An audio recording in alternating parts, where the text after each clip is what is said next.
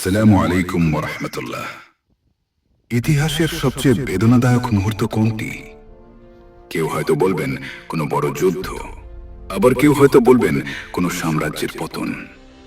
কিন্তু আজ আমি আপনাদের এমন এক বীরের গল্প শোনাবো, যিনি নিজের রাজ্য হারানোর পর এক পাহাড়ের চূড়ায় দাঁড়িয়ে শিশুর মতো টুকরে কেঁদেছিলেন। সেই কান্নার শব্দ আজও স্পেনের পাহাড়ে পাহাড়ে প্রতিধ্বনিত হয়। সেটি ছিল ইউরোপের বুকে ইসলামের শেষ প্রদীপ নিভে যাওয়ার গল্প। সেটি ছিল গ্রেনাডার পতন। একসময় স্পেন বা আন্দালুস ছিল জ্ঞান, বিজ্ঞান আর সভ্যতার কেন্দ্রবিন্দু।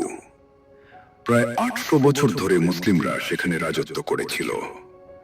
কর্দোবা আর গ্রানাডার আকাশ ছুঁই ছুঁই মিনারগুলো আজও সাক্ষ্য দেয় সেই সোনালী সময়ের। কিন্তু আফসোস, ঐক্য আর ইমানের অভাব যখন দেখা দিল, তখন তাসের ঘরের মতো ভেঙে পড়তে শুরু করলো সেই বিশাল সাম্রাজ্য।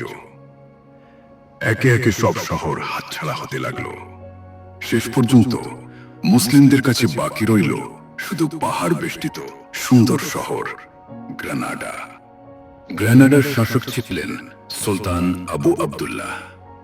একদিকে খ্রিস্টান রাজা ফার্ডিনান্দো আর রানী ইসাবেলার বিশাল বাহিনী গ্রানাডা ঘিরে রেখেছে, আর অন্যদিকে রাজ্যের ভেতরেই চলছে ষড়যন্ত্র। সুলতান বুঝতে পারলেন যুদ্ধ করে এই শহর রক্ষা করা অসম্ভব। অবশেষে ১৪৯২ সালে এক বুক চাপা কষ্ট নিয়ে তিনি গ্রানাডার চাবি তুলে দিলেন শত্রুদের হাতে। শর্ত ছিল, মুসলিমদের ধর্ম পালন করতে দেওয়া হবে এবং কারো উপর অত্যাচার করা হবে না। কিন্তু ইতিহাস সাক্ষী, বিজয়ীরা তাদের কথা রাখেনি।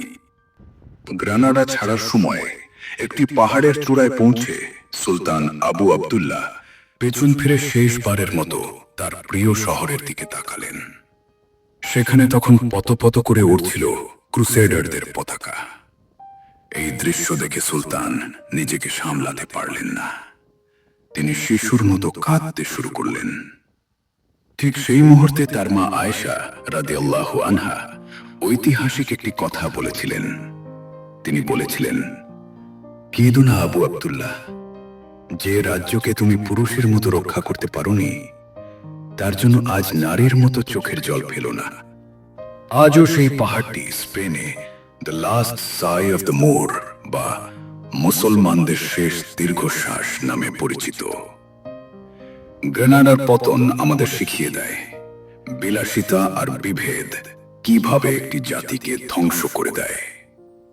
আজকের এই গল্পটি কি আপনার হৃদয়ে দাগ কেটেছে? ইতিহাসের এই ট্র্যাজেডি নিয়ে আপনার মতামত কমেন্টে জানান। পরবর্তী ভিডিওতে আমরা অন্য কোনো বীরের গল্প নিয়ে আসব। ততক্ষণ ভালো থাকুন। আল্লাহ হাফেজ।